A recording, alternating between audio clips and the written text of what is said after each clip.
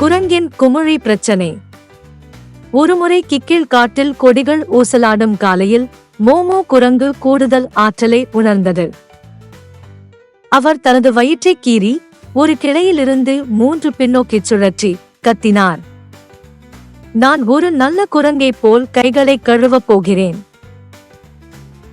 அவர் காட்டில் ஆற்றில் ஜீப் செய்தார், ஆனால் பின்னர் நிறுத்தினார். ஒரு நிமிஷம் வாழைப்பழம் பொறு என்று முணுமுணுத்தார். மனிதர்களைப் போல நான் ஆடம்பரமான சோப்பை பயன்படுத்த விரும்புகிறேன். எனவே அவர் ஜங்கிள் ட்ரீஹவுஸ் ஸ்பாவிற்குள் அப்ரான்களில் அணில்களால் இயக்கப்படுகிறது ஓடி அவர் காணக்கூடிய பளபளப்பான பாட்டிலை பிடித்தார். ஆனால் மோமோவால் படிக்க முடியவில்லை. லேபிள் உண்மையில் கூறியது, சூப்பர் பப்பிள் பாத் எச்சரிக்கை, மிகவும் தைரியமாக குளிப்பவர்களுக்கு மட்டும். அவன் கைகளில் ஒரு பெரிய துடைப்பத்தை செலுத்தினான். ஸ்க்விஷ். அவர் தேய்த்தார் மற்றும் தேய்த்தார். திடீரென்று ஹோஷ்! அவரது கைகளில் இருந்து குமிழிகள் ஒரு மலை வெடித்தது. குமிழ்கள் எங்கும் பறந்தன. கிளிகள் மீதும் புலிகள் மீதும், கோபமான நீர் யானையின் நாசியிலும் கூட. காட்டுப்பாதை வழுக்கும் படலமாக மாறியது. மோமோ WE என்று அலறினாள். அவர் யோகா செய்யும் ஒரு குழப்பமான வரிக்குதிரை கடந்து சென்றார். ஆனால் அது நிற்கவில்லை.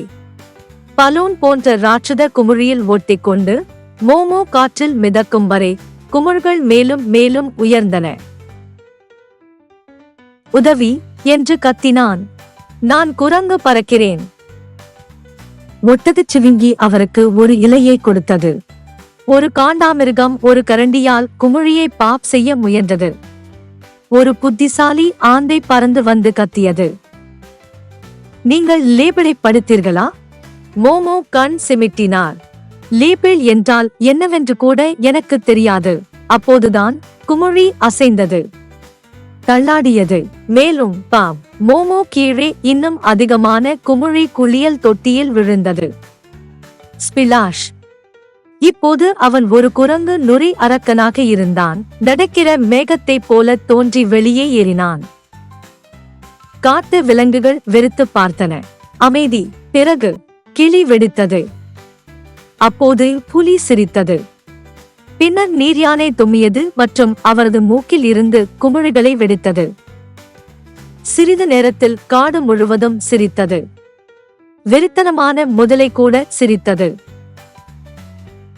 மோமோ வணங்கினான். நன்றி, நன்றி. நான் அதை அழைக்கிறேன். குரங்கு குமிழ்கள் லைவ்.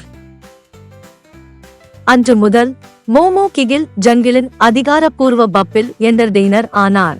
ஆனால் அவர் எப்போதும் லேபிளை முதலில் படிப்பார். ஒழுக்கமா? தவறுகள் கூட மந்திரத்தை உருவாக்கலாம், குறிப்பாக அவை வேடிக்கையானவை குமிழியாக இருந்தால்.